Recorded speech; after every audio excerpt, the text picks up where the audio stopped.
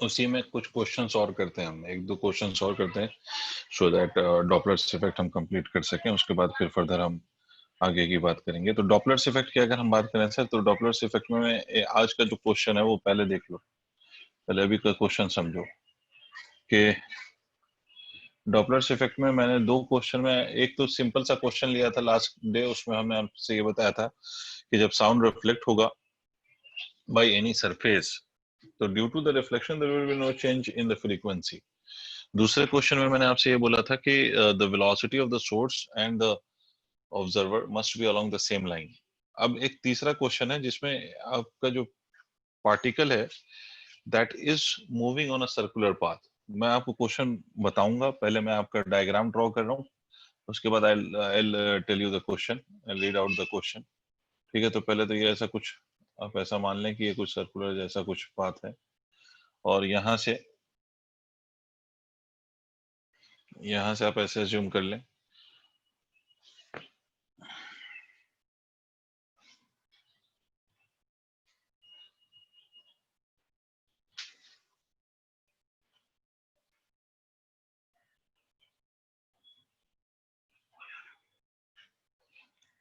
The radius of this circular path that I'm showing is 3 meter. This point is E, this point is F. So I've written the names of different points. This point is A, right? और ये 6 metre है, यहाँ से ऐसे। अब I'll read out the question. You just listen to it first. देखो question ये कहता है कि a source of sound is moving along a circular path. मतलब साउंड का जो सोर्स है वो सर्कुलर पाथ में मूव कर रहा है, जिसका रेडियस 3 मीटर है, with an angular velocity of 10 radian per second. मतलब angular velocity दिया है यहाँ पर, angular velocity of source is 10 radian per second. The angular velocity given to you is 10 radian per second. A sound detector located far away from the source executing linear simple harmonic motion along the line BD with an amplitude BC is equal to CD is equal to 6 meter, and the frequency of oscillation of the detector is 5 upon pi per second. इस detector की जो frequency है, याद रखिएगा कि oscillation की frequency है, sound की फ्रीक्वेंसी नहीं है। फ्रीक्वेंसी डिटेक्टर की frequency of oscillation is equal to 5 upon pi per second. ठीक है, अब आपका सवाल ये है कि the source is at point A when the detector is at point B. मतलब सोर्स यहां से स्टार्ट कर रहा है और डिटेक्टर यहां से स्टार्ट कर रहा है। If the source emits a continuous sound wave of frequency 340 hertz, frequency of sound wave is equal to 340 hertz. This is the frequency of sound wave. तो आपको बताना find the maximum and the minimum frequencies recorded by the detector. ये जो detector detect करेगा sound को, उसका maximum and minimum frequency बताना है। Find maximum and minimum frequency detected by whom? Detected by detector. Detector जो मैक्सिमम और minimum frequency detect करेगा वो बताना है।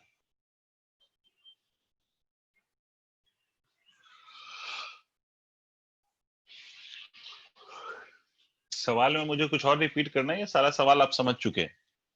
देखो सोर्स है which is going on a circular orbit of radius 3 metre with an angular velocity of 10 radian per second, और आपका दूसरा डिटेक्टर है। डिटेक्टर मतलब जो साउंड को डिटेक्ट करेगा, मतलब जो साउंड को डिटेक्ट कर रहा है।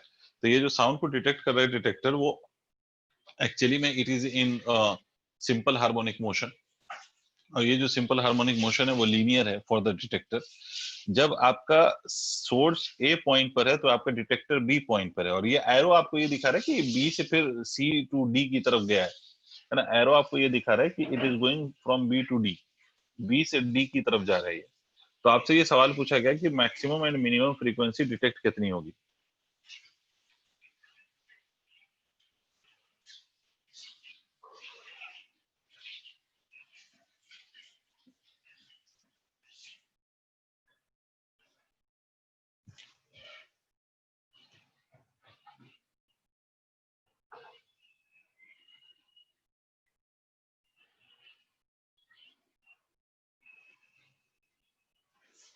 भाई क्वेश्चन समझ आ गया तो मैं आगे बताऊं?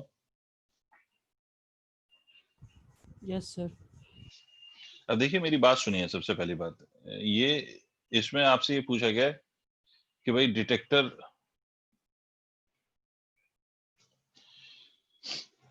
कितना मैक्सिमम मिनिमम फ्रीक्वेंसी रिकॉर्ड करेगा। तो इसके लिए आप सबसे पहली बात समझें, तो although it is not given कि किस डायरेक्शन में सोर्स से स्टार्ट करता है, बट डजेंट मैटर। अगर आप इस बात को इमेजिन करें कि ये आपका जो सोर्स है वो ऐसे जा रहा है ना, और ऐसे जा रहा है। जब सोर्स इस पॉइंट पे पहुंचेगा, सोच के देखो मैक्सिमम और मिनिमम कब होगी चीजें। मैक्सिमम के लिए आप एक बात सोचोगे, जब सोर्स आपका मैक्सिमम तब होगा जब दोनों एक दूसरे को अप्रोच कर रहे हो। भाई फ्रीक्वेंसी मैक्सिमम कब होती है, जब सोर्स और ऑब्जर्वर दोनों एक दूसरे को अप्रोच कर रहे हो। अगर सोर्स और ऑब्जर्वर दोनों एक दूसरे को अप्रोच करेगा तो फ्रीक्वेंसी वुड बी मैक्सिमम, और सोर्स और ऑब्जर्वर जब एक दूसरे से दूर जाएंगे तो फ्रीक्वेंसी वुड बी मिनिमम। ठीक है, तो फ्रीक्वेंसी मैक्सिमम तो तभी होगी ना जब सोर्स और ऑब्जर्वर एक दूसरे की ओर मूव करें। इसका मतलब कि आपका जो सोर्स है उसकी वेलोसिटी इस डायरेक्शन में हो, this is the velocity of the source, source की वेलोसिटी इस डायरेक्शन में हो, और आपका जो ऑब्जर्वर है वो देखो, सॉरी ऑब्जर्वर यहाँ पर डिटेक्टर है बेसिकली, तो वो पहले इधर गया, ये ऐसे गया, और फिर इधर जाने के बाद because it is executing SHM, इधर जाने के बाद वो इधर लौटेगा। पहले वो इधर गया और फिर इधर जाने के बाद वो किधर लौटेगा, वापस पीछे की तरफ लौटेगा, है ना। इसका मतलब यहां से यहां जाने का टाइम उसका t/2 है, फिर यहाँ से यहाँ जाने का टाइम जो होगा वो t/4 होगा। इसका मतलब 3t/4, मतलब after a time of 3t/4, after a time of 3t/4, हम ये कह सकते हैं कि आपका जो डिटेक्टर है और जो आपका सोर्स है, there velocities will be opposite to each other, and where there velocities will be opposite to each other the frequency would be maximum. तो इस पॉइंट पे फ्रीक्वेंसी की वैल्यू मैक्सिमम होगी। ये बात समझ में आई कि जब दोनों ही एक दूसरे की तरफ चलेंगे तो सबसे ज्यादा फ्रीक्वेंसी जो रिकॉर्ड हो सकती है वो तभी हो सकती है जब दोनों एक दूसरे की ओर चलें। अब जब दोनों एक दूसरे की ओर चलेंगे तो what would be the velocity of the source, क्योंकि हमें ओमेगा गिवन है। तो first of all, velocity of the source can be written as equal to omega of source multiplied by r, that is equal to 3 multiplied by 10 is equal to 30 मीटर। दूसरी चीज हमें क्या given है, तो दूसरी चीज हमें यहाँ पर सोर्स की वेलोसिटी आ गई, तो डिटेक्टर की भी तो वेलोसिटी चाहिए, और डिटेक्टर की वेलोसिटी मैक्सिमम जब होगी तो वेलोसिटी ऑफ डिटेक्टर, डिटेक्टर, और वो भी कौन सी वेलोसिटी, देखो ये एसएचएम कर रहा है तो वेलोसिटी तो कंटिन्यूअसली चेंज होगी, बट हमें यहाँ पर कौन सी वेलोसिटी चाहिए होगी, तो we will be calculating the maximum velocity, है ना। हमें कौन सी वेलोसिटी चाहिए होगी, वो मैक्सिमम चाहिए होगी। क्यों मैक्सिमम चाहिए होगी, क्योंकि जब डिटेक्टर की वेलोसिटी मैक्सिमम होगी तो frequency will also be maximum, that would be recorded by the detector. इसका मतलब हम क्या कह सकते हैं सर, इसका मतलब हम कह सकते हैं a इंटू ओमेगा डैश, यही होता था ना एसएचएम में, वैल्यू ऑफ वेलोसिटी किसी भी पार्टिकल की, maximum value of velocity A omega होती है। ओमेगा मतलब एंगुलर फ्रीक्वेंसी, तो यहाँ पर एंगुलर फ्रीक्वेंसी नहीं गिवन है, लीनियर फ्रीक्वेंसी गिवन है, तो 2πf' लिख सकता हूँ। इसका मतलब मैं इस बात को क्या लिख सकता हूँ, 6 मल्टीप्लाइड बाई 2π मल्टीप्लाइड बाई 5/π। ठीक है, पाई से पाई कैंसिल हो गया, तो ये वैल्यू जो आई डिटेक्टर की, that is 60 metre per second. Now I can use the maximum value of frequency formula, which I write it as v plus of velocity of observer, और यहाँ पर observer का मतलब है detector, divided by v minus of velocity of source multiplied by the actual frequency or the original frequency। ठीक है, तो this will be equal to v sound of speed of sound, मान लो मैं 340 ले रहा हूँ, 340 plus of speed of detector which is equal to कितना 60, divided bye, नीचे क्या लिखेंगे हम, 340 minus of 30 multiplied by original frequency 340 hertz. Is it clear. ऐसे मिनिमम निकालना, जरा मिनिमम निकाल के बताना आप। पहले तो इसको नोट करिए, अगर इसमें कोई दिक्कत है तो पूछिए।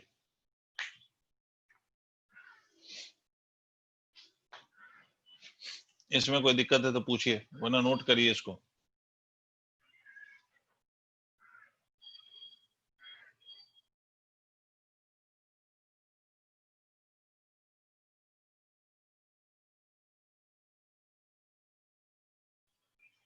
इसमें कोई दिक्कत है, दूसरी वैल्यू कैलकुलेट करके बताओ मुझे, एफ मिनिमम की वैल्यू क्या होगी, एफ मिनिमम कब होगा फर्स्ट ऑफ ऑल।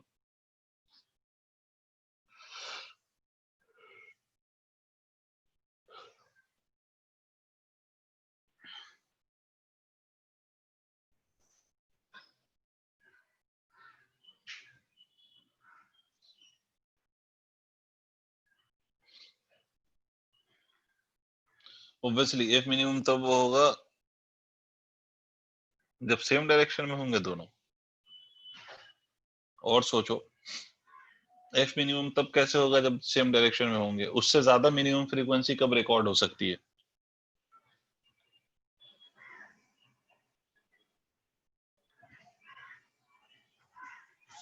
ये ना मोबाइल।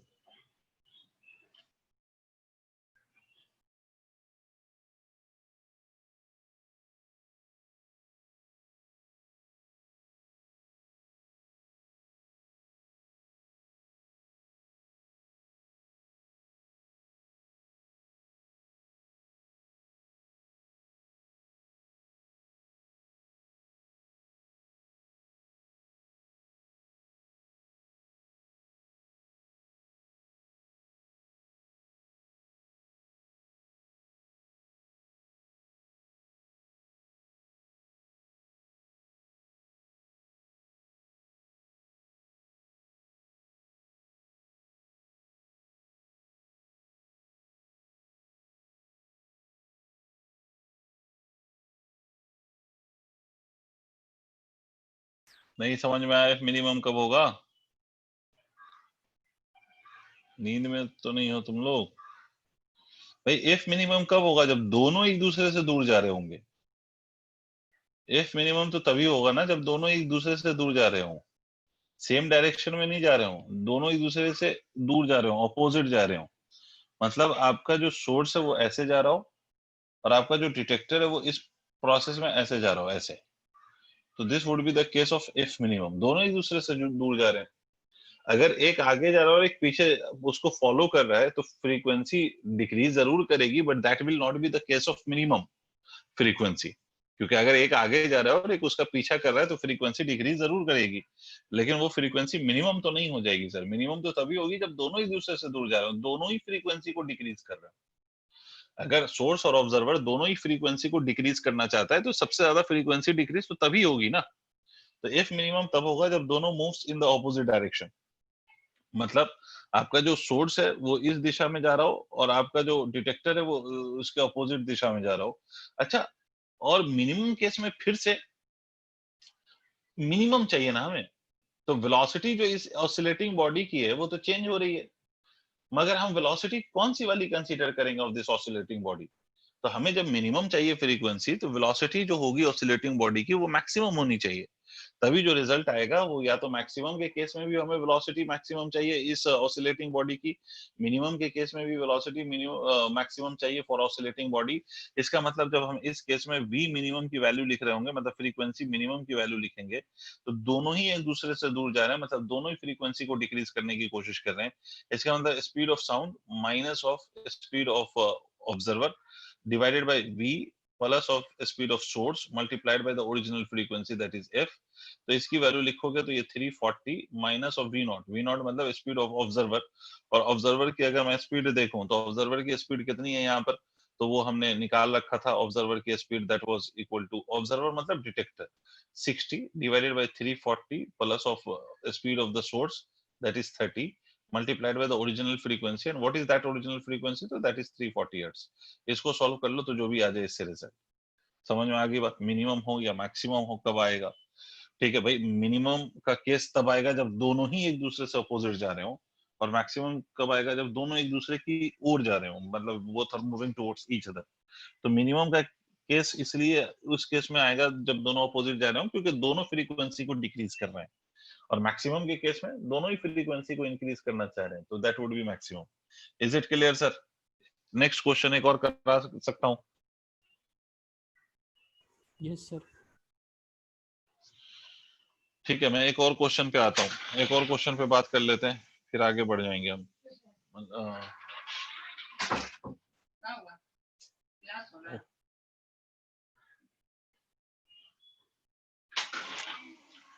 अब देखिए नेक्स्ट क्वेश्चन हमारा है कि a source emitting sound eight frequency 4000 hertz is moving along y-axis with a speed of 22 meter per second.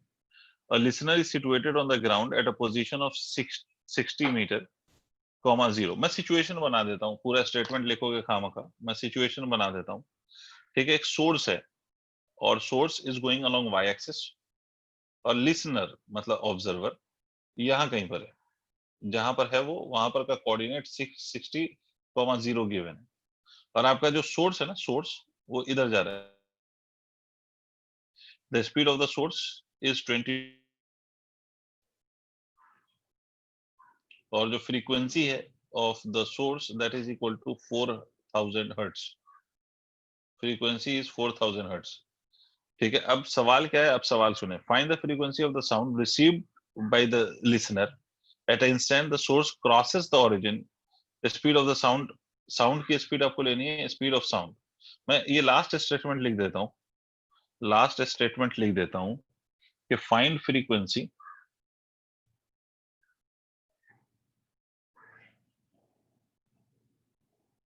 Observed bye observer when source crosses origin. ठीक है, और स्पीड ऑफ साउंड आपको जो कंसीडर करना है, speed of sound is equal to 330 metre per second. ये speed of sound आपने consider करना है। जब सोर्स क्रॉस कर रहा हो ओरिजिन को, तो उस केस में आपको बताना है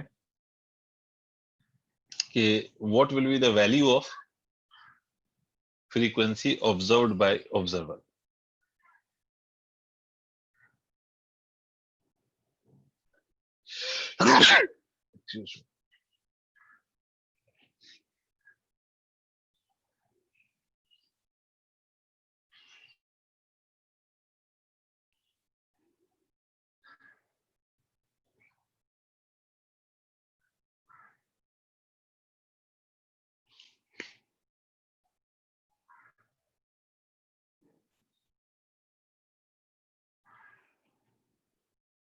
भाई क्वेश्चन नोट कर लिया?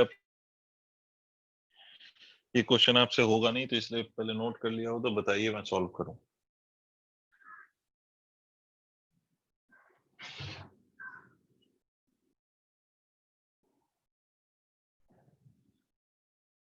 सर क्वेश्चन नोट कर लिया सर, जल्दी बता दो यार।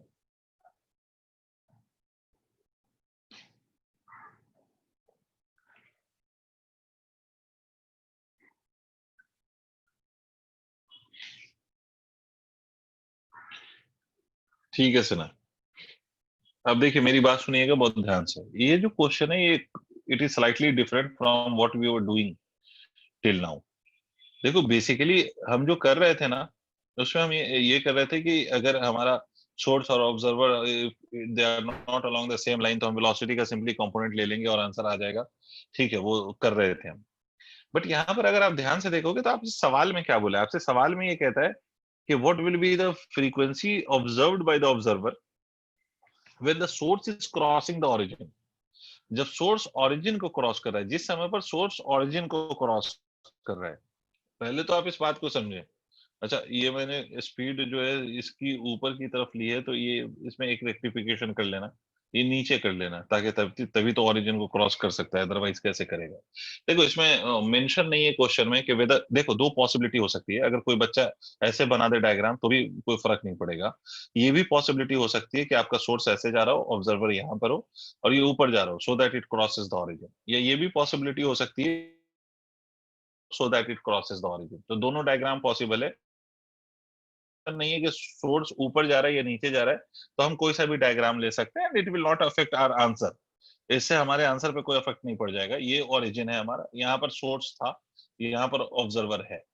ठीक है, ये ऑब्जर्वर है हमारा। ठीक है, अब मेरी बात सुनो। बेसिकली हुआ ये है कि ये जो सोर्स यहाँ पर साउंड को इमिट करेगा, मान लो इस पॉइंट पर, इस किसी पॉइंट पर इसने साउंड को इमिट किया, तो ये जिस पॉइंट पर ये साउंड को इमिट करेगा, वो साउंड यहाँ से इस ऑब्जर्वर तक पहुंचने में उसको कुछ टाइम लगेगा। उस साउंड को ऑब्जर्वर तक पहुंचने में कुछ टाइम लगेगा। ठीक है, बात समझ में आ रही है? ये जो साउंड इमिट हुआ, देखो एक बात समझो आप, कि अगर अगर कोई सोर्स चल रहा है और उसने इस इंस्टेंट पे कोई साउंड इमिट करा, और यहाँ पर ऑब्जर्वर है और वो सोर्स चल रहा है, वो सोर्स इधर जा रहा है ऐसे। ठीक है, तो अगर वो सोर्स चल रहा है, तो जब सोर्स किसी एक नए पोजीशन पे पहुंच जाएगा, तो ये जो पहला वाला साउंड इमिट हुआ था वो यहाँ पहुंचेगा। मेरी बात समझे आप? भाई मान लो कि इस साउंड को यहां तक पहुंचने में टाइम लगा 10 सेकेंड्स, ठीक है, तो इस 10 सेकेंड्स में ये सोर्स यहां से यहां पहुंच गया होगा ना, इस 10 सेकेंड्स में सोर्स भी तो आगे पहुंचा होगा, ठीक है। तो वैसा ही कुछ सवाल यहाँ पर है। ये सवाल ये है बेसिकली कि जो साउंड सोर्स ने यहाँ पर इमिट करा वो साउंड ऑब्जर्वर तक पहुंचेगा, बट इतनी देर में सोर्स भी तो आगे चल लेगा, ठीक है। तो हमें ये यहाँ पर ये इमेजिन करना या ये अज्यूम करना है यहाँ पर कि the sound which was emitted by the source at this position reaches to this observer, ठीक है, when the source reaches the origin. फिर से मैं रिपीट कर रहा हूँ कि जो साउंड सोर्स ने यहाँ पर इमिट करा था वो ऑब्जर्वर तक पहुंचता है जब ऑब्जर्वर सोर्स कहाँ पहुंच जाता है, ओरिजिन पर, ठीक है। तो मान लो इस प्रोसेस में टाइम टी लगता है, मान लो let time T is taken by source to reach origin, ठीक है। सोर्स को कितना टाइम लगा यहाँ से ओरिजिन पे पहुंचने में, मान लेते हैं उनके टाइम टी लगा, एंड लेट दिस एंगल भी थीटा, ये वाला जो एंगल है मान लो कि थीटा है, ठीक है। तो देखो यहाँ पर थीटा वीटा कुछ भी हमें गिवन नहीं है, तो पहले तो हम इस बात को समझें कि अगर हमारे सोर्स को टाइम टी लगा तो इस टी टाइम में हमारा जो साउंड ट्रैवल होगा ऑब्जर्वर तक वो तभी पहुंचेगा जब वो कितना ट्रैवल करके चला जाए। तो यहाँ से साउंड ट्रैवल करेगा, speed of sound multiplied by T, this will be the length और distance that the sound will travel. और सोर्स यहाँ से यहाँ अगर आ रहा है तो ये कितना डिस्टेंस ट्रैवल करेगा, तो this will B V S multiplied by T. Did you understand what I से टिल नाउ? मैंने ये माना कि the pulse or the sound which is emitted by the source when source is at this point, that pulse reaches the observer when source reaches the origin, and this happens in time t। तो इस time T में हम कह सकते हैं कि जितना sound चला है टू रीच द ऑब्जर्वर उतना ही सोर्स चला है टू रीच द ओरिजिन, इतना हम कह सकते हैं। इसका मतलब अगर हम ये ट्रायंगल देखें, ये पूरा ट्रायंगल, तो इस केस में हम कह सकते हैं कि हाइपोटेनियस फॉर इस केस में हम कह सकते हैं कि hypotenuse for us is V sound multiplied by time, और हमारा जो बेस है इस ट्रायंगल का उसको हम कह सकते हैं V source multiplied by time. तो हम थीटा की वैल्यू निकाल सकते हैं यहाँ से, मान लो cos थीटा हम निकाल लें तो cos थीटा की वैल्यू कितनी हो जाएगी, base upon hypotenuse V S T divided by V sound multiplied by T, ठीक है। टी से टी कैंसिल हो गया तो V S upon V sound लिखा जा सकता है as the value of cos theta. And why do you need cos theta? You need cos theta because the source and observer are not in the same direction, right? So that is why you need cos theta. Is it clear?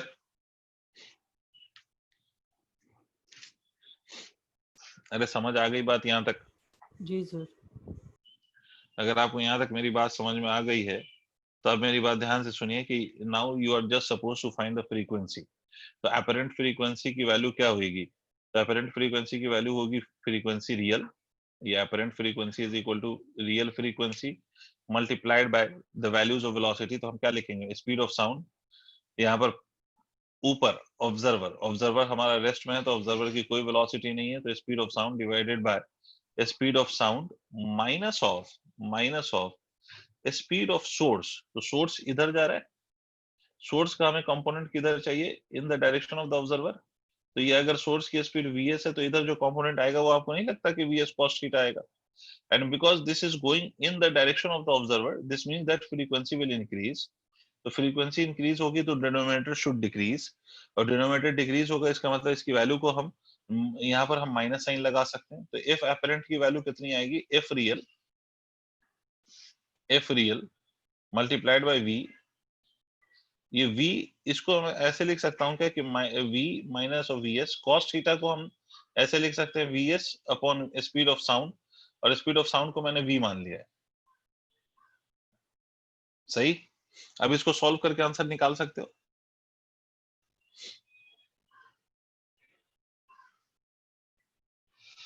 पहले ये समझो, इसमें अगर कोई दिक्कत है तो पूछो।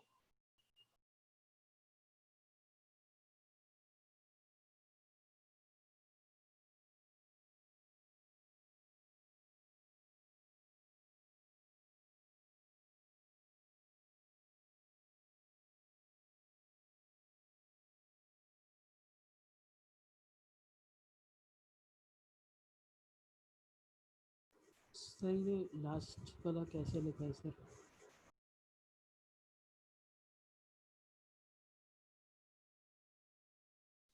लास्ट वाला स्टेप सुनिए कि हमें मालूम है कि सर यहाँ पर ऑब्जर्वर है और ऑब्जर्वर रेस्ट में है सर, और आपका जो सोर्स है it is going towards the observer, तो ऑब्वियस सी बात है कि फ्रीक्वेंसी विल इंक्रीज। हमने ये पढ़ा था, फॉर्मूला मैंने आपको सिखाया था कि F apparent is equal to F real multiplied by velocity का रिलेशन लिखते थे, तो यहाँ पर v of that is the speed of sound plus या माइनस हम लिखते थे speed of observer, but observer हमारे रेस्ट में है तो v plus of 0 divided by v और स्पीड ऑफ सोर्स। अब सोर्स के साथ प्लस साइन लगाओगे या माइनस, यहाँ पर जो सोर्स है हमारा वो ऑब्जर्वर की ओर जा रहा है, source is going towards the observer, तो ऑब्वियस सी बात है फ्रीक्वेंसी बढ़ेगी, और फ्रीक्वेंसी बढ़ेगी इसका मतलब है denominator should be less than that of the numerator. ठीक है, तो यहाँ पर माइनस साइन आएगा।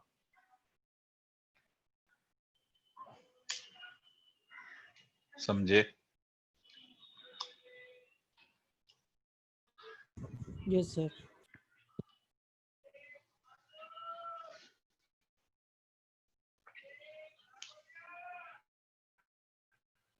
It's clear to all?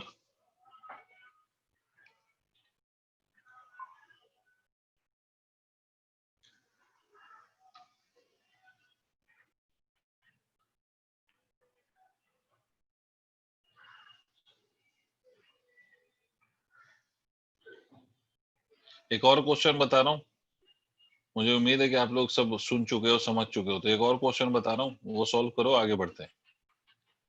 ठीक है, ऐसा ही सिमिलर इसी फॉर्मेट का क्वेश्चन एक और बता रहा हूँ, उसको सॉल्व करो और आगे बढ़ते हैं। यहाँ सुनिए, अब नेक्स्ट क्वेश्चन, इसको मैं इरेज कर रहा हूँ sir.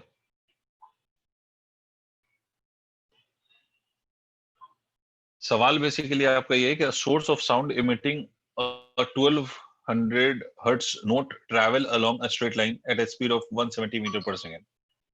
A detector is placed at a distance of 200 meter from the line of motion of the source.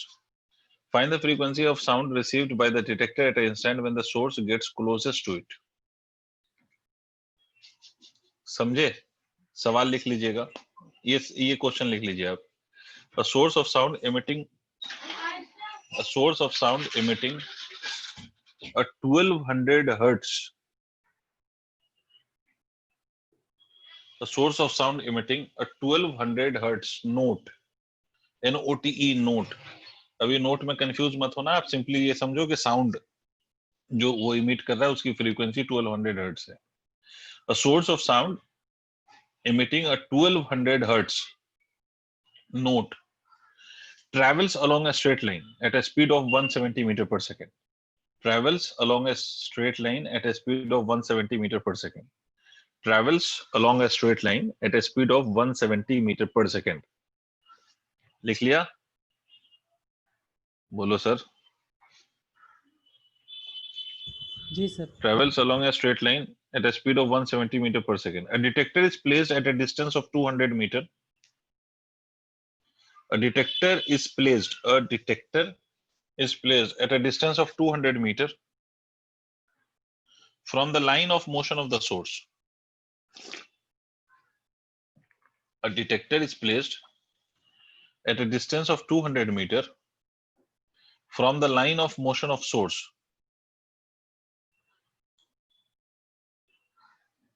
From the line of motion of source, a detector is placed at a distance of 200 meter from the line of motion of source. Find frequency of sound. Find frequency of sound when. Find frequency of sound when. Find frequency of sound when source gets closest to detector. Find frequency of sound when source gets closest to detector. Find frequency of sound when source gets closest to detector. Find frequency of sound when source gets closest to detector. करो।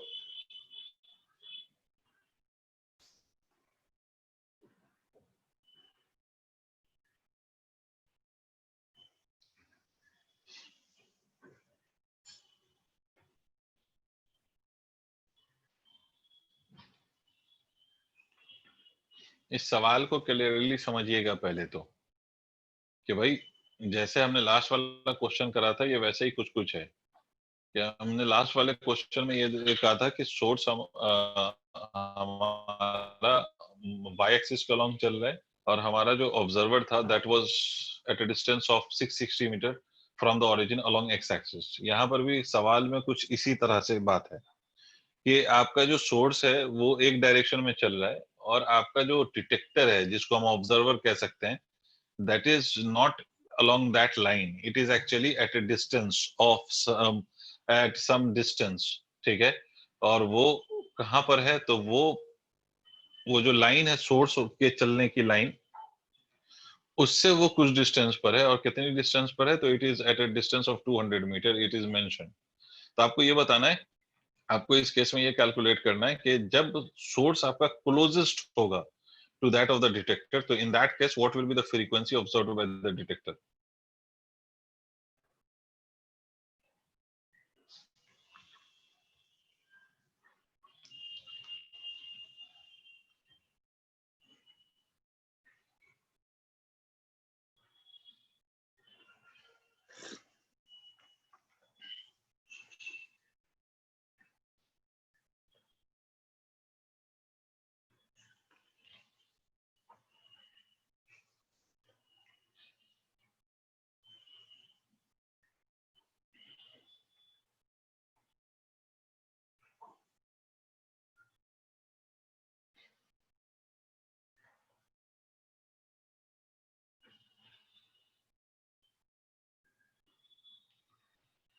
नहीं हुआ ना?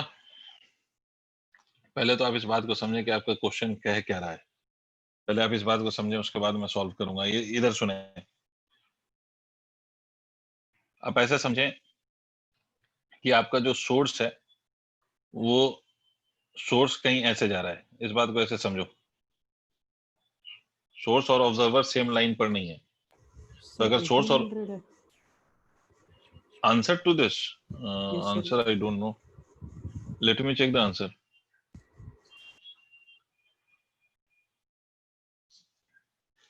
1600 है। Okay sir. ये देखो, ये कुछ कुछ similar to the previous problem है कि मान लीजिए मैं आपसे कहता हूं कि सोर्स यहां से ऐसे जा रहा है एंड सोर्स जिस स्पीड से जा रहा है वो स्पीड आपको गिवन है, speed of source is 170 metre per second. आपसे बोला गया कि आपका जो डिटेक्टर है वो इस लाइन से 200 मीटर की दूरी पर है। इसका मतलब यहां से ये 200 मीटर की दूरी पर है। ये हमारा ऑब्जर्वर है। क्लियर? अब आपसे क्वेश्चन में कहता है कि detector placed at a distance of 200 metre from the line of motion. Line of motion of source से 200 मीटर की दूरी पर है ना।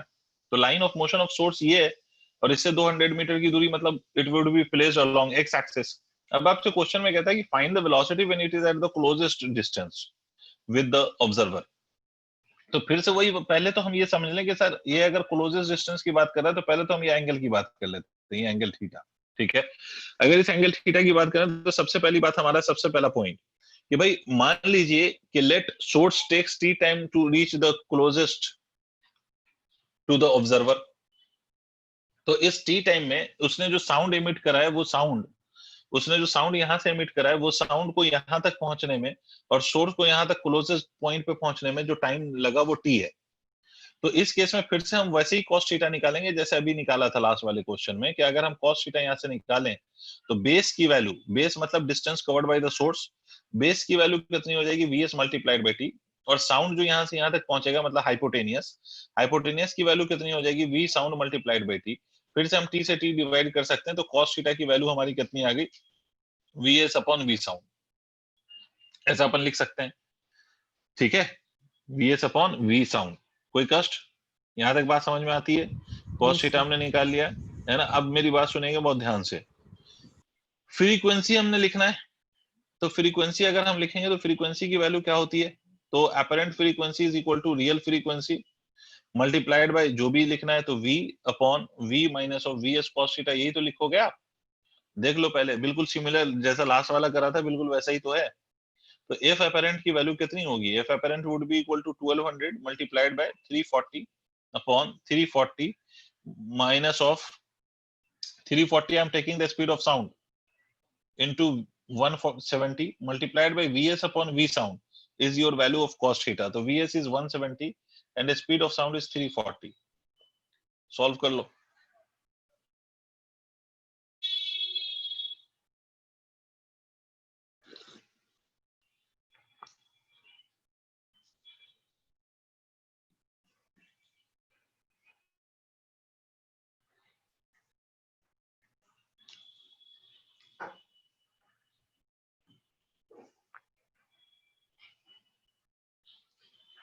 अरे समझ आ गया. जी सर.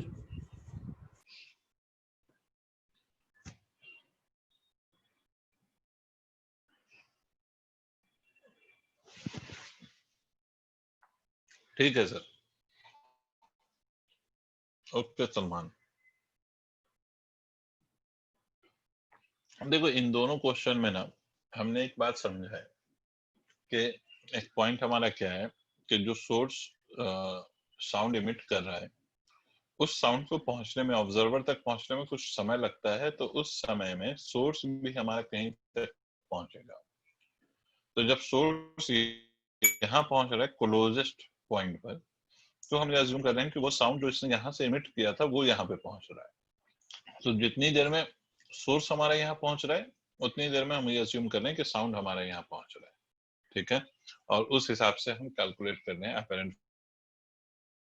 ठीक है, अब सुनिएगा मेरी बात. Now we move to the last topic of this chapter, which is the closed organ pipe and open organ pipe. ठीक है, standing wave in closed organ pipe and open organ pipe. तो मैं पहले जो कराऊंगा वो है standing wave.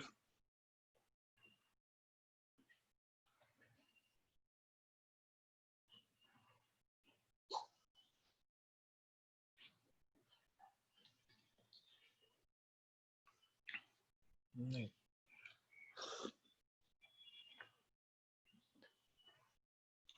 Standing wave in closed organ pipe. ठीक है, standing wave in closed organ pipe. Simple सी बात समझ लीजिए, थोड़ा सा समझने में दिक्कत होती है because it's a longitudinal wave. और ये स्ट्रिंग पे आपको स्टैंडिंग वेव ऑब्जर्व होता है, वो दिखाई देता है. लेकिन जो आपका ऑर्गन पाइप्स है उसमें ये स्टैंडिंग वेव आपको ऑब्जर्व नहीं होता, वो दिखाई नहीं देता आपको. तो आपको ये बात समझनी पड़ेगी थोड़ा सा, है ना. आपको सिर्फ समझ के काम चलाना पड़ेगा. यहाँ पर आप मैथमेटिकली इस बात को शो नहीं कर सकते, तो इसलिए आपको सिंपली समझ के काम चलाना है. मैथमेटिकली आप शो कर सकते हो, वही कर सकते हो कि दो वेव की इक्वेशन मान लो जैसे आपने स्ट्रिंग में माना था, उसके बाद दोनों को ऐड करो और उससे डिफरेंट पोजीशन ऑफ नोड और एंटी नोड निकालो, तो वो एक अलग बात है. बट एक बात याद रखो कि जैसे हम स्ट्रिंग में ऑब्जर्व करते हैं स्टैंडिंग वेव का फॉर्मेशन, वैसे हम ऑर्गन पाइप में ऑब्जर्व नहीं कर सकते. जैसे फॉर एग्जांपल ऑर्गन पाइप का एग्जांपल ले लूं, फ्लूट, बांसुरी. उसमें आप ऑब्जर्व थोड़ी कर सकते हो ये स्टैंडिंग वेव फॉर्म हुआ, कहां पर फॉर्म हुआ, कहां पर फॉर्म नहीं हुआ, या फॉर्म हुआ तो कैसा दिखेगा. मगर गिटार के वायर पे आप स्टैंडिंग वेव ऑब्जर्व कर सकते हो क्योंकि वो आपको दिखाई देगा. फ्लूट के अंदर स्टैंडिंग वेव आपको दिखाई नहीं देगा क्योंकि वो एयर का स्टैंडिंग वेव का फॉर्मेशन हो रहा है, which you will not be able to see. Right. तो इसलिए थोड़ा समझना मुश्किल हो सकता है, बट इस बात को आप इसी तरह से समझे जैसे आपने स्टैंडिंग वेव ऑन स्ट्रिंग देखा था. आप इमेजिन करें कि ऐसा ही स्टैंडिंग वेव ऑर्गन पाइप के अंदर भी फॉर्म हो रहा है. ठीक है, तो ऐसे ही कुछ फॉर्मूलाज हमारे बनेंगे जैसा हमारे स्ट्रिंग में फॉर्मूला बना था, वैसे यहाँ पर भी वैसे ही कुछ कुछ फॉर्मूला बनेगा. और ध्यान से देखते जाए, समझते जाए. देखो बेसिकली आप इस बात को याद रखेंगे कि अगर मान लो ये क्लोज्ड ऑर्गन पाइप है, क्लोज्ड ऑर्गन पाइप का मतलब ये है कि एक तरफ से क्लोज्ड. इसमें मैं तुमको दो बातें समझाता हूँ. एक तो डिस्प्लेसमेंट वेव की कहानी समझाता हूँ और एक प्रेशर वेव की. आपको अगर याद हो तो मैंने डिस्प्लेसमेंट वेव और प्रेशर वेव दो चीजें बोला था आपसे. ये साउंड के केस में एक डिस्प्लेसमेंट वेव मैंने नाम लिया था, एक प्रेशर वेव नाम लिया था. और याद करो कि दोनों में मैंने फेज का डिफरेंस बोला था सर कि 90 का होगा. Displacement wave I represented it as s is equal to s naught, s is equal to delta p is equal to delta p naught cos of omega t minus of kx. और I told you that there would be a phase difference of pi by 2. अब मेरी बात समझना ध्यान से. Displacement wave होता यह है कि जब आप इस ऑर्गन पाइप में एक साउंड इंसिडेंट कराते हो या साउंड वेव इंसिडेंट होता है, तो वो बेसिकली साउंड वेव ऐसे जाता है. आप ऐसे इमेजिन करें, ये साउंड वेव ऐसे गया, इस पॉइंट पे रिफ्लेक्ट हुआ और रिफ्लेक्ट होने के बाद ये ऐसे लौटेगा। तो जब ये लौटेगा, जाता हुआ वेव और लौटता हुआ वेव, अगर मैं कंटिन्यूअसली इसमें साउंड वेव इंसिडेंट कराता जाऊं और कंटिन्यूअसली वो साउंड वेव रिफ्लेक्ट होके आता रहे, तो होगा क्या कि जाती हुई वेव और आती हुई wave, that is incident wave and reflected wave, will overlap, and due to this overlapping of incident and reflected wave, there will be a formation of standing waves inside the organ pipe, जो हमें दिखाई तो नहीं देगा, है ना, inside the organ pipe, जो हमें दिखाई नहीं देगा। तो आप इस बात को ऐसे माने कि इसको ट्रांसवर्स वेव की तरह ही ट्रीट कर रहे हैं हम। क्यों? क्योंकि लॉन्गिट्यूडनल से हम इस बात को शो नहीं कर पाएंगे, पहली बात तो ये है। दूसरी बात ये है कि हमें दिखाई भी नहीं देता है, तो इसलिए जस्ट टू अंडरस्टैंड इसको हम ट्रांसवर्स वेव से रिप्रेजेंट कर रहे हैं। कंफ्यूज मत हो जाना, ऐसा नहीं है कि साउंड वेव यहाँ पर ट्रांसवर्स हो गया। ये जो वेव हमारी बनी है, इसमें आप इस प्रॉपर्टी को यूज कर सकते हो कि भाई ये जो सरफेस है ना, ये सरफेस, ये एक रिजिड बाउंड्री है, और ये अगर रिजिड बाउंड्री है तो रिजिड बाउंड्री के पार्टिकल्स मूव नहीं कर सकते, तो इसका मतलब है यहाँ पर तो नोड फॉर्मेशन होगा, यहाँ पर नोड होगा और यहाँ पर एंटी नोड होगा। और ये जो वेव मैंने लिखा है, ये डिस्प्लेसमेंट वेव को रिप्रेजेंट कर रहा है, ये साउंड के डिस्प्लेसमेंट वेव को रिप्रेजेंट कर रहा है। क्लियर हो गई बात? इसका मतलब displacement of sound wave is maximum at this and which is anti node and minimum at this and which is node. तो अगर इसमें प्रेशर वेव बनाए, तो जहां पर हमारा साउंड वेव का डिस्प्लेसमेंट मिनिमम है, वहां पर pressure would be maximum as there is a phase difference of π/2, और जहां पर ये मैक्सिमम है वहां पर ये मिनिमम होगा। मतलब अगर मुझे प्रेशर वेव शो करना होता, तो इसी के लिए जो प्रेशर वेव हम शो करते वो ऐसे शो करते। समझ में आई बात? Although you don't need to show both of these separately, मगर सिर्फ आपको समझाने के लिए मैंने आपको ये बताया कि अगर एक वेव जा रही है, दूसरी वेव आ रही है, तो ये दोनों सुपर इम्पोज होंगी, तो due to this superimposition standing wave का फॉर्मेशन होगा। दूसरी बात, हमने आपसे ये बोला कि स्टैंडिंग वेव में डिस्प्लेसमेंट वेव को भी शो कर सकते हैं और प्रेशर वेव को भी शो कर सकते हैं, but you have to keep the difference in your mind that कि अगर स्टैंडिंग वेव हम शो कर रहे हैं और डिस्प्लेसमेंट वेव, तो ये वाला जो एंड है that will always be a node, और ये वाला जो एंड है that will B an anti node. जब हम प्रेशर वेव में इसी बात को रिप्रेजेंट करेंगे, तो जो नोड बना था डिस्प्लेसमेंट वेव का, वो एंटी नोड हो जाएगा एंड वाइस वर्सा। अब इस केस में भी वैसे ही हम different different number of loops observe करते हैं, जैसे हम स्ट्रिंग के केस में ऑब्जर्व करते थे। अगर इस बात को ध्यान से देखो, तो इसमें सिंपलेस्ट लूप क्या हो सकता है? अगर हम इसको ट्रांसवर्स वेव के टर्म्स में समझ रहे हैं, तो सिंपलेस्ट क्या हो सकता है? यही हो सकता है कि यहाँ पर एक एंटी नोड हो और यहाँ पर एक नोड हो, तो सिंपलेस्ट तो यही हो सकता है। और मान लो कि अगर इस ट्यूब की लेंथ L है, तो मैं इस केस में ये कह सकता हूँ कि L इज इक्वल टू λ/4। क्यों कह सकता हूँ? बिकॉज एक एंटी नोड और एक नोड के बीच का जो सेपरेशन होता है दैट इज λ/4, तो L इज इक्वल टू λ/4 लिख सकता हूँ, तो λ इज इक्वल टू 4L। तो इस केस में जो फ्रीक्वेंसी होगी इस स्टैंडिंग वेव की, that would be written as speed of sound divided by 4L, that is F is equal to speed of sound. तो स्पीड ऑफ साउंड, अगर ये गैस की बात हो रही है, तो स्पीड ऑफ साउंड आपको गैस में पता है कि क्या होता है, गामा P बाय रो, ये आप ऐसे लिख सकते हैं। ठीक है, this is the frequency, this frequency will be called as fundamental frequency. इसको हम क्या कहेंगे? फंडामेंटल फ्रीक्वेंसी, या इसी को हम क्या कहते हैं, और फर्स्ट हार्मोनिक। या तो बिल्कुल वैसा ही जैसा आपने पहले पढ़ा है, फंडामेंटल फ्रीक्वेंसी और फर्स्ट हार्मोनिक। दूसरा केस क्या हो सकता है? इससे ज्यादा लूप बने। अब इससे ज्यादा लूप, चाहे आप जितने भी लूप्स बनाए, आपको एक बात का ख्याल रखना है कि एक एंड पे एंटी नोड बन रहा होगा और दूसरे एंड पे क्या बन रहा होगा? नोड। तो अगर हम इससे ज्यादा नंबर ऑफ लूप्स बनाते हैं, तो ये कैसे बनेगा? देखिए,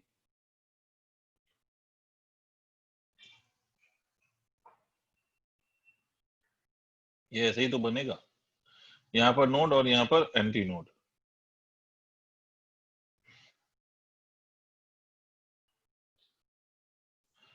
यहाँ पर नोड और यहाँ पर एंटी नोड। तो यहाँ पर नोड और यहाँ पर अगर एंटी नोड बना रहे हो, तो अब इस केस में हम फॉर्मूला क्या लिखेंगे? What will be the value of the frequency that you will get? Frequency की वैल्यू हम क्या लिखेंगे? तो फ्रीक्वेंसी, यहाँ देखिए λ/4 है ये पूरी लेंथ, और ये वाली लेंथ कितनी है? ये दो नोड के बीच की दूरी λ/2, तो ये total length L is equal to 3 λ/4 लिख सकते हैं। तो इसका मतलब लैम्डा इज इक्वल टू हम कितना लिख सकते हैं? 4L/3। इसका मतलब अगर हम फ्रीक्वेंसी लिखें तो कितनी होगी, साउंड की स्पीड डिवाइडेड बाय 4/3, तो 3/4L, ये ऐसे आएगा। ये कौन सा हार्मोनिक है और क्या है ये? Third harmonic and first overtone. भाई ये बात समझ में आ गई? ये थर्ड हार्मोनिक और कौन सा ओवरटोन होगा? थर्ड हार्मोनिक ओवरटोन कौन सा? गलत तो नहीं बोल रहा हूं?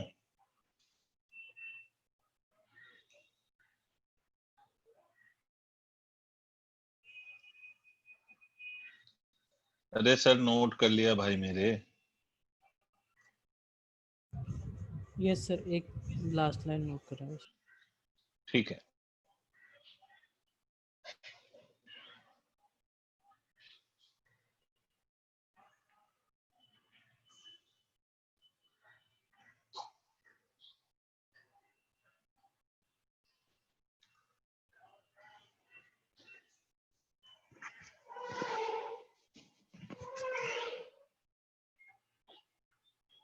Done sir. ओके, ये third harmonic first overtone sir, वैसा ही जैसा आपने, आपको याद हो कि जैसा आपने string tied at one and में लिखा था फॉर्मूला, वैसा ही कुछ फॉर्मूला बन रहा है। अगर इसी से ज्यादा, अगर इससे ज्यादा नंबर ऑफ लूप्स होते, मान लो if we had this the number of loops, I will show you कि अभी जो हमने नंबर ऑफ लूप देखा था वो दो था। अब अगर ये ऐसा होता, ये ऐसा, तो we have three number of loops, if I am not wrong we have three number of loops. ठीक है, तो ये होता लैम्डा बाई 4 और ये होता लैम्डा, मतलब ये लैम्डा बाई 4 यहाँ से यहाँ तक, और ये पूरा हम लैम्डा लिख सकते थे। तो ये एल की वैल्यू कितनी हो जाती है? एल की वैल्यू हो जाती है 5 लैम्डा बाई 4। तो फ्रीक्वेंसी हम कितना लिखते? फ्रीक्वेंसी कितना हो जाता? एल की वैल्यू इतनी है तो लैम्डा की वैल्यू कितनी है? लैम्डा की वैल्यू है 4L/5, तो फ्रीक्वेंसी हो जाती है हमारी 5 times of speed of sound divided by 4L। इसको हम कौन सा हार्मोनिक और कौन सा ओवरटोन कहते हैं? तो इसको हम कहते हैं fifth harmonic. Fifth harmonic and कौन सा overtone? Second overtone. This will B fifth harmonic and second overtone. ठीक है, this will B this, right? तो फिफ्थ हार्मोनिक सेकंड ओवरटोन अगर ये कहलाएगा, तो इसका मतलब अगर एक जनरल हम इक्वेशन लिखें तो we can write the value of general equation कि F nth will be equal to 2n+1 multiplied by B S divided by what? तो divided by 4L। This will be a general value, है ना? इस general value में कौन सा harmonic है और कौन सा ओवरटोन है? तो हम इसमें हार्मोनिक क्या कह सकते हैं सर? इसमें हार्मोनिक एन की वैल्यू क्या होगी? पहली बात तो एन की value can be anything, 0, 1, 2 and so on. ठीक है, अगर आपको याद हो तो इसमें हार्मोनिक कौन सा होगा भाई? What is the number of harmonic? इस जनरल इक्वेशन में हार्मोनिक क्या होगा और ओवरटोन कितना होगा? N is what? ओवरटोन या हार्मोनिक? शाकिर,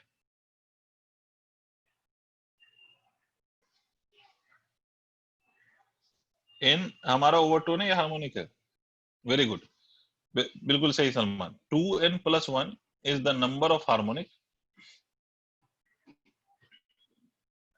और n जो होगा हमारा वो ओवरटोन ओवरटोन होगा। होगा। ठीक है, n is the number of overtone and 2n+1 is the number of harmonics. ठीक है, ये नोट करो, आगे बढ़ते हैं।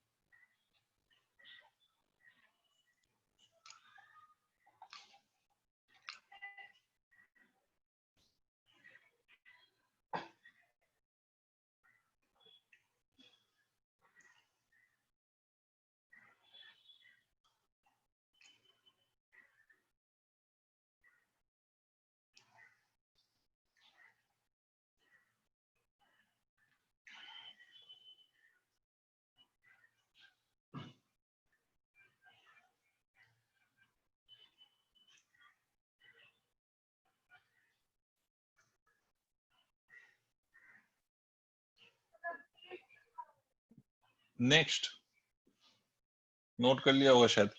नेक्स्ट, ये जो हमारा ऑर्गन पाइप था, it was closed organ pipe. Now we are in position to discuss the open organ pipe. तो open organ pipe, open organ pipe, अगर ऑर्गन पाइप ओपन है, if we have an open organ pipe, तो in that this case what will be the result? Open organ pipe में कैसे हम frequency observe करेंगे? तो open organ pipe का मतलब दोनों तरफ से ओपन है, तो इसमें एक बात तो क्लियर हो गई सर कि if we have open organ pipe, तो एंड्स पे जो होगा वो हमें एक बात क्लियर है कि जो एंड्स होगा वो एंटी नोड होगा। एंड्स हमेशा क्या होगा? एंटी नोड होगा, ठीक है, in the case of displacement wave. और अगर हम उसी का प्रेशर वेव लिखेंगे तो एंड्स क्या होगा? नोड होगा, है ना? ये तो हो सकता है ओपन ऑर्गन पाइप में एंड्स जो होगा वो एंटी नोड होगा। तो हम ये कहें कि भाई एक वेव हमारा ऐसे जा रहा है और दूसरा वेव ऐसे ऐसे शो करते हैं। क्यों करते हैं? इसलिए करते हैं क्योंकि लॉन्गिट्यूडनल वेव से हम ये चीजें नहीं समझ सकते, तो ऐसे शो करते हैं सर। इसका ये मतलब नहीं कि ये जो वेव है वो हमारा ट्रांसवर्स वेव हो गया, it is still the longitudinal wave, but show करने का तरीका ऐसे होता है कि हम ऐसे शो करते हैं। तो हमने ऐसे शो कर दिया सर। अगर हम ऐसे शो कर देंगे तो हम ये कह सकते हैं सर ये λ/4 और ये भी λ/4, मतलब λ/2, है ना? इसका मतलब L can be written as equal to λ/2 और λ इज इक्वल टू 2L लिख सकते हैं। तो इस केस में अगर फ्रीक्वेंसी लिखा जाए तो that will be equal to V/2L। This will be the frequency which is will be called as either the first harmonic या फंडामेंटल फ्रीक्वेंसी। इसी तरह से अगर इससे ज्यादा नंबर ऑफ लूप्स फॉर्म होना हो कि भाई ऐसे ऐसे ऐसे और ये ऐसे ऐसे ऐसे, ये डिस्प्लेसमेंट वेव्स बना रहा हूँ, ठीक है, अगर इससे ज्यादा नंबर ऑफ लूप्स फॉर्म होना हो तो यही तो होगा। तो ये λ/4, this will become λ/2 and this is your λ/2, तो this whole will become L will become equal to lambda। तो फ्रीक्वेंसी की वैल्यू आप क्या लिखेंगे? फ्रीक्वेंसी की वैल्यू आप लिखेंगे V डिवाइडेड बाई L, ये तो लिखेंगे। इसको इसको हम ऐसे भी लिख सकते हैं 2V divided by 2L, which will be called as second frequency, second harmonic, ठीक है, सेकंड हार्मोनिक कह सकते हैं, या इसको हम कह सकते हैं फर्स्ट ओवरटोन, जैसा हमने स्ट्रिंग में किया था। ये सेकंड हार्मोनिक, और इसी का दूसरा नाम कह सकते हैं फर्स्ट ओवरटोन, ठीक है। तो ये जो फ्रीक्वेंसी, इसका मतलब जनरल फ्रीक्वेंसी nth अगर हम लिखें तो क्या लिखेंगे? n times of v divided by 2l, which will mean that there is n harmonic, और ओवरटोन कौन सा होगा? n-1th overtone. खत्म। ये फॉर्मूला वैसा ही बिल्कुल स्ट्रिंग जैसा। अब इस पे सवाल भी वैसे ही आएंगे स्ट्रिंग जैसे, इसमें अगर सवाल भी पूछा जाएगा तो वैसा ही आएगा स्ट्रिंग जैसा। तो ये फॉर्मूला आपका ये स्ट्रिंग वाला, ये सवाल भी स्ट्रिंग वाला।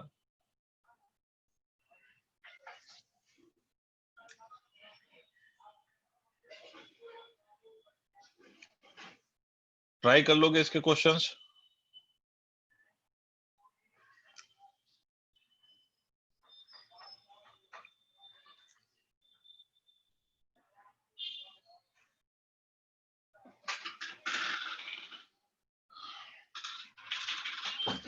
इसके क्वेश्चंस Yes, ट्राई sir. कर लोगे? Yes, sir. एक छोटा सा पॉइंट बता देता हूँ, ये छोटा सा पॉइंट जो आपने नहीं सुना होगा इसको सुन लीजिए आप।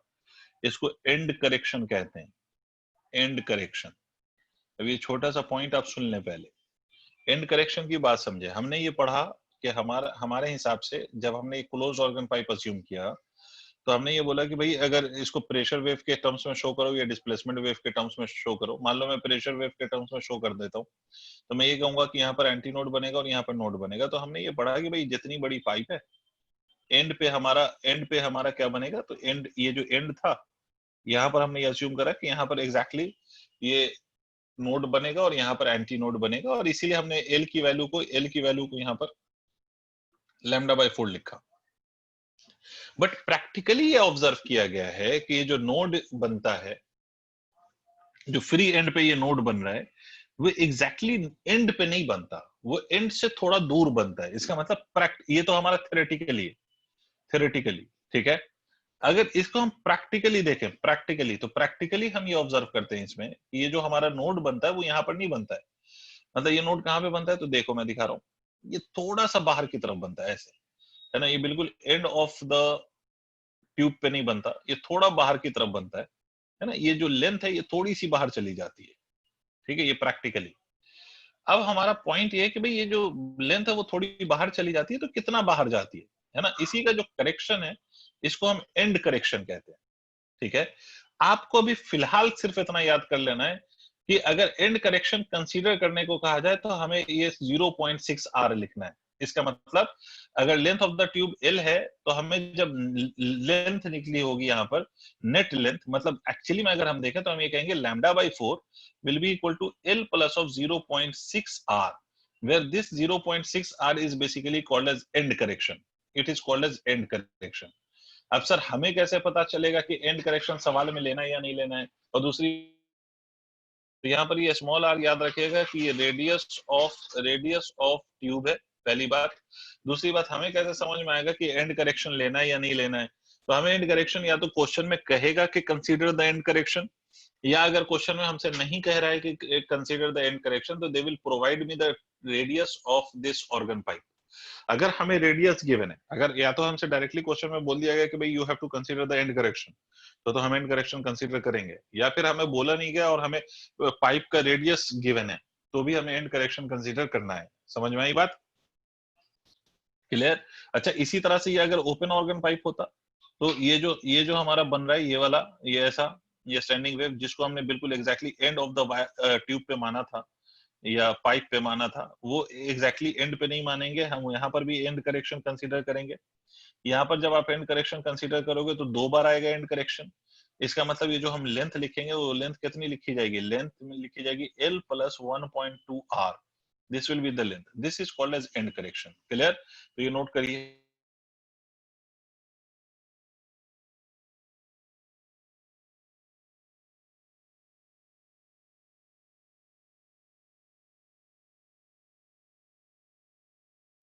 ओके, तो you'll solve questions related to this resonance। मैं करा नहीं रहा हूँ ऐसे, ये फॉर्मूला बेस्ड बड़े सारे सवाल आपको दिख जाएंगे जो आप कर सकते हैं, जो आप करेंगे। तो ये आपको मैं करा नहीं रहा हूँ, वो आपको करना है, ठीक है? ये बड़े सारे आपको ऐसे क्वेश्चन दिखाई दे जाएंगे, बहुत सारे क्वेश्चन ऐसे पूछे जाते हैं। सर आप अपना व्हाट्सएप नंबर टेक्स्ट करिए, निष्कर्ष से ले लेना मेरा व्हाट्सएप नंबर, निष्कर्ष आपको बता देंगे, ठीक है सलमान? एनीवेज, तो ये आपका एंड करेक्शन। तो we are done with this sound wave, we are done with this concept, ठीक है? ये इस तरह से चीजें हैं। अच्छा, एक बात याद रखो कि इसी में एक जैसे हमने सोनोमीटर पढ़ा था ना वहां पर स्ट्रिंग के केस में, यहाँ पर रेजोनेंस ट्यूब होता है, तो कंफ्यूज नहीं हो जाना, वहां सोनोमीटर था, यहाँ रेजोनेंस ट्यूब था। Resonance tube will be considered as a closed organ pipe only. Resonance tube में बेसिकली यहाँ पर एक ट्यूब होती है जिसमें हम लिक्विड का मतलब पानी भर देते हैं, ठीक है? और resonance tube is basically the practical way to measure the speed of sound. Speed of sound को मेजर करने का प्रैक्टिकल मेथड है रेजोनेंस ट्यूब। ये लैब में कराया जाता है 11th में, ठीक है? तो रेजोनेंस ट्यूब में एक ट्यूब होती है बेसिकली जिसमें हम पानी भरते हैं और उस पानी के लेवल को हम चेंज करते हैं, and we observe the standing wave, ठीक है? तो पानी के लेवल को हम चेंज करके स्टैंडिंग वेव को ऑब्जर्व करते हैं। मतलब इस ट्यूब को बस इतनी सी बात याद रखना कि ये रेजोनेंस ट्यूब का जब सवाल हो तो you will treat it as a closed organ pipe. Why will you treat it as a closed organ pipe? क्योंकि यहाँ पर पानी भर दिया, अगर स्टैंडिंग वेव यहाँ पर फॉर्म हो रही है तो यहाँ पर फॉर्म हो रही है, तो ये वाला जो एंड है इसको हम रिजिड बाउंड्री की तरह ट्रीट करेंगे। और जब आप इसको रिजिड बाउंड्री की तरह ट्रीट करोगे तो you can treat it as a closed organ pipe. Clear हो गई बात? समझ आ गई बात कि it will be treated as a closed organ pipe. Is it clear? ठीक है, तो अब इसके सवाल कर लीजिएगा आप। आपका ये वाला पार्ट क्लियर हो गया। आपका जो भी डाउट हो वो डाउट आप निष्कर्ष से नंबर ले लीजिए और आप वो डाउट भेजते रहिएगा, तो मुझे जब भी टाइम मिलेगा वो मैं सॉल्व करके भेजता रहूंगा। तो मैं आज यही खत्म कर रहा हूँ because we are done with this chapter. तो नेक्स्ट चैप्टर कौन सा स्टार्ट करना है, I will have to ask, and then we will start a new chapter if you have time then, ठीक है? तो मुझे ये भी नहीं पता कि वेदर वी हैव टाइम और नॉट।